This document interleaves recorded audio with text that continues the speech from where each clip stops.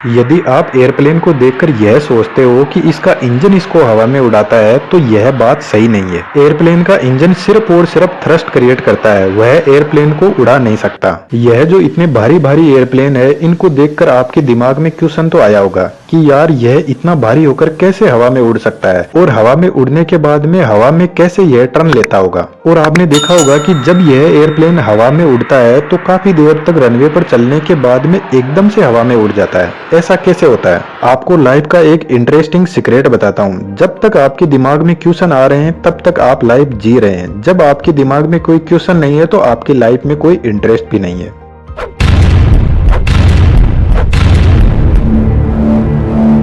आज के जो मॉडर्न एयरक्राफ्ट है जिनका वजन 400, 500, 600 टन तक होता है, और यह इतने भारी वजन को लेकर आसानी से उड़ जाते हैं, लेकिन इनके पीछे जो इनकी उड़ने की प्रोसेस होती है वह बहुत ही कॉम्प्लेक्स प्रोसेस होती है, और जो पायलट होता है उसकी बहुत ही ज्यादा रेस्पॉन्सिबल जॉब होती है एयरप्लेन में। सबसे पहले अपन यह जानते हैं कि यह एयरप्लेन हवा में कैसे उड़ता है। एयरप्लेन को हवा में उड़ने के लिए मेनली 4 चीजों का सामना करना पड़ता है, और यही एयरप्लेन को हवा में उड़ाते हैं। नंबर 1 है थ्रस्ट, नंबर 2 है ड्रैग, और नंबर 3 है वेट, और नंबर 4 है लिफ्ट। सबसे पहले थ्रस्ट को समझते हैं। थ्रस्ट इंजन से क्रिएट होता है, और एयरप्लेन के दोनों साइड विंग पर 2 इंजन लगे रहते हैं, और यदि कोई बड़ा एयरप्लेन है तो ज्यादा इंजन भी लगे रहते हैं। एयरप्लेन का इंजन हवा को आगे से खींचता है और हवा को कंप्रेस करके पीछे की तरफ स्पीड में छोड़ देता है, और बदले में हवा इंजन को आगे की तरफ फोर्स लगाती है, जिससे हमारा एयरप्लेन आगे बढ़ता है। और यही न्यूटन का 3rd लॉ ऑफ मोशन है। तो इंजन सिर्फ और सिर्फ एयरप्लेन को आगे की तरफ फोर्स लगाता है। और यह एयरप्लेन का इंजन कैसे काम करता है उस पर मैंने एक डिटेल में बहुत ही शानदार वीडियो बना दिया है, उसको आप जरूर देखना। अब बात करते हैं ड्रैग फोर्स की, या फ्रिक्शन भी बोल सकते हैं इसको।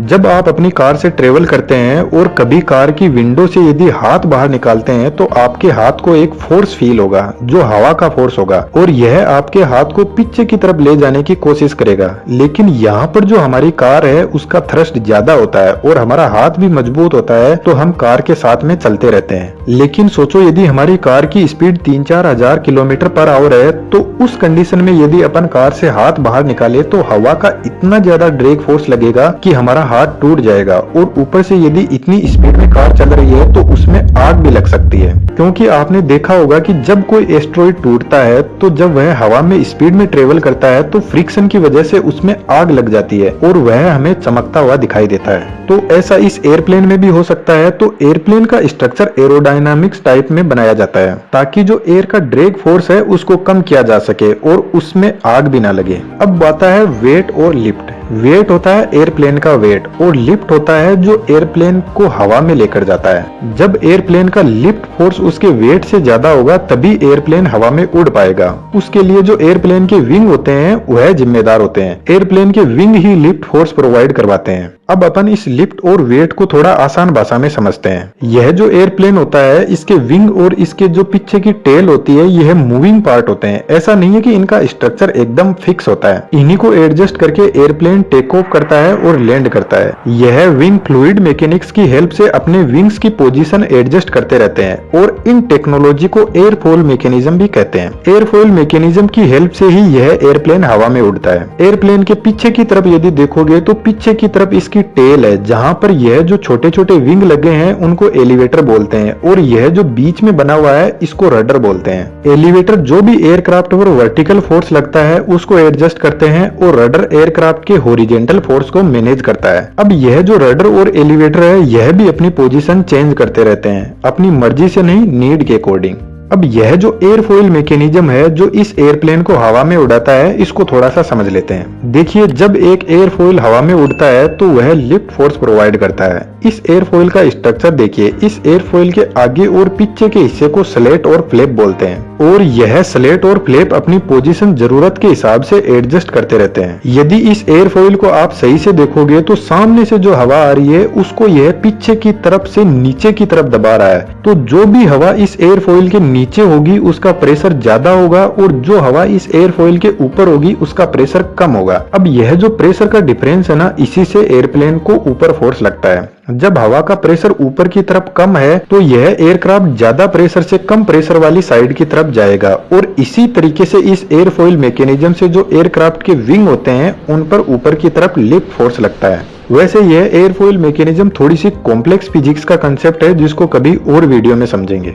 अब अपन इसकी टेक ऑफ की प्रोसेस को समझते हैं कि जब एयरप्लेन हवा में उड़ता है तो उसके अंदर क्या क्या होता है। सबसे पहले एयरप्लेन को हवा में उड़ने के लिए जो भी इसके इंजन है उनकी पावर को बढ़ाया जाता है, यानी इंजन थ्रस्ट को इंक्रीज करता है तो एयरप्लेन रनवे पर आगे बढ़ने लगता है। तो जब एयरप्लेन अपनी प्रॉपर स्पीड में आ जाता है, यानी जब ये हवा में उड़ने के लिए तैयार होता है, तो फ्लैप और स्लेट को एक्टिवेट किया जाता है और स्लेट और फ्लैप का एंगल ऑफ अटैक एकदम से बढ़ा दिया जाता है। एंगल ऑफ अटैक का मतलब होता है जो एयरप्लेन के विंग है वह नीचे की तरफ झुक जाएंगे और पीछे की तरफ जो एलिवेटर लगे हुए हैं उसके विंग को ऊपर की तरफ मोड़ दिया जाएगा। तो जैसे ही ये एंगल बढ़ता है तो एयरप्लेन रनवे पर चलता चलता एकदम से हवा में आ जाएगा, क्योंकि यहाँ पर जो एयरक्राफ्ट का वेट है उससे विंग से लगाया हुआ लिफ्ट फोर्स ज्यादा होगा, जैसे मैंने कार वाले एग्जांपल में बताया था। और जितना ज्यादा लिफ्ट फोर्स होगा उतना ही एयरक्राफ्ट स्पीड में आगे बढ़ेगा और उतना ही हाइट पर जाता रहेगा। और यदि इस एयरप्लेन में स्लेट और फ्लैप को एक्टिवेट नहीं किया गया तो इस एयरप्लेन को एक बस की तरह चला सकते हैं, कभी नहीं उड़ेगा ये। अब एयरप्लेन के इंजन तब तक थ्रस्ट को बढ़ाते रहेंगे जब तक एयरप्लेन अपनी ऊंचाई पर नहीं पहुंच जाता,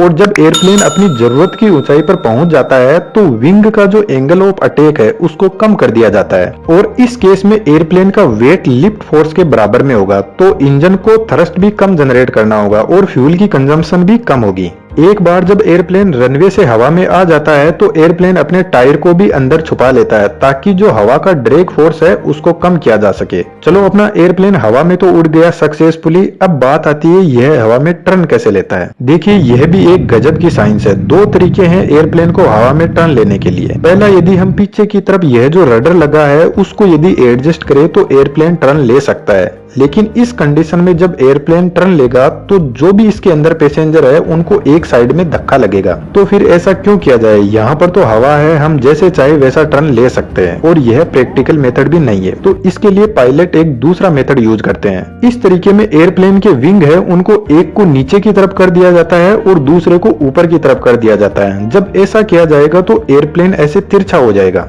अब इसमें दिक्कत यह आती है कि जब एयरप्लेन इस पोजीशन में होगा तो एयरप्लेन के एक विंग पर तो ज्यादा फोर्स लगेगा और एक विंग पर बहुत कम फोर्स लगेगा, और एयरप्लेन का जो फोर्स लगेगा वह भी वर्टिकल नहीं होगा, ऐसे थोड़ा तिरछा ही हो जाएगा। तो इसको मेंटेन करने के लिए पीछे की तरफ जो रडर है उसकी पोजीशन सेट करके जो एयरप्लेन के विंग पर प्रेशर कम ज्यादा हो रहा है उसको मैनेज कर लिया जाता है और फिर एक सक्सेसफुली टर्न ले लिया जाता है। और यह सब पायलट मेंटेन करता है इन सबको कॉकपिट के अंदर से, जो एक बहुत ही रेस्पॉन्सिबल टास्क है। अब जब इस एयरप्लेन को लैंड करवाना होता है तो इंजन के थ्रस्ट को कम कर दिया जाता है। तो जैसे ही इंजन का थ्रस्ट कम होता है तो एयरप्लेन धीरे धीरे नीचे आने लग जाएगा। इस केस में एयरप्लेन का लिफ्ट फोर्स एयरप्लेन के वेट से कम होगा। यह एकदम जो एयरप्लेन टेक ऑफ करता है उसका जस्ट ऑपोजिट होगा। जब एयरप्लेन नीचे आकर रनवे पर आ जाता है तो एयरप्लेन को जल्दी से रोकने के लिए स्पॉइलर को एक्टिवेट किया जाता है, जिससे जो सामने वाली हवा आ रही है उससे और ज्यादा ड्रैग फोर्स क्रिएट हो सके, और जो इंजन थ्रस्ट पैदा कर रहा है उसको भी रिवर्स कर दिया जाता है। इंजन को रिवर्स डायरेक्शन में घुमाकर नहीं, जो हवा पीछे की तरफ जा रही है